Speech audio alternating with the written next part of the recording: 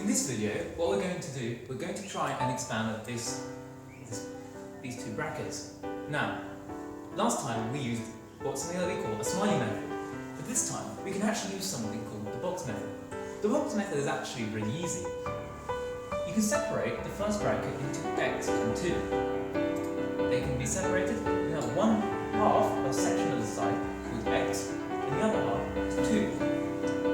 The other side is x plus 1. So you separate that again, x and 1. Now you know from area that you multiply these two sides together.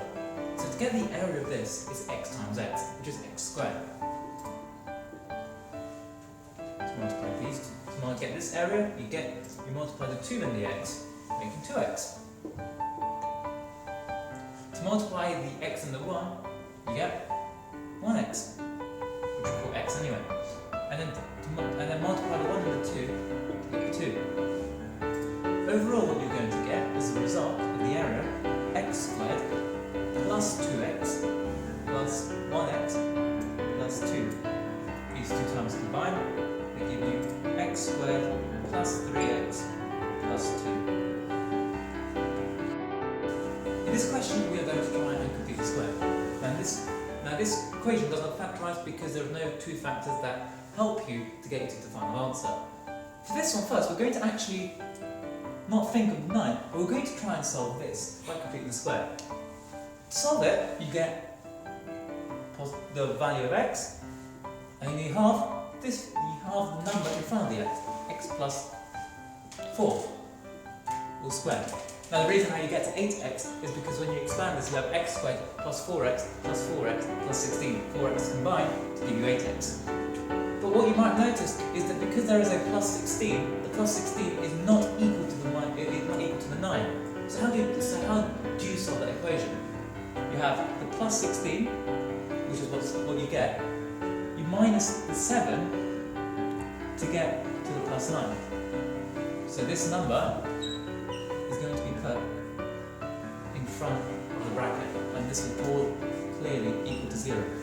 If you don't remember that, you're going to fall on the elephant trap, and that elephant trap will not look very good with your name.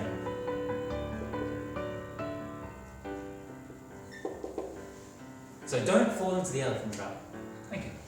We are going to try to solve this equation. Last time I said you can solve this equation by taking the value of x, halving the value in front of the x, squaring it, and then finding out the gap between the product and our final number. You know that 16 is going to be our product because 4 squared is 16. You know that the 7, to get to the 7, you have to do 16 minus 9. So you have the minus 9 there.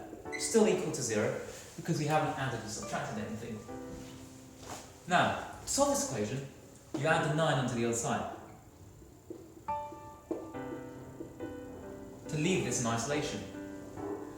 When you try to square root this, which is the right thing to do, x plus 4 equals, you have to remember there's a positive and a negative root, because you can have 3 squared, which is 9, but you also have minus 3 squared, which is 9 as well. So both of them can be a problem. We have to consider that. So when we write it, we write the positive, which is more simplified to plus or minus 3.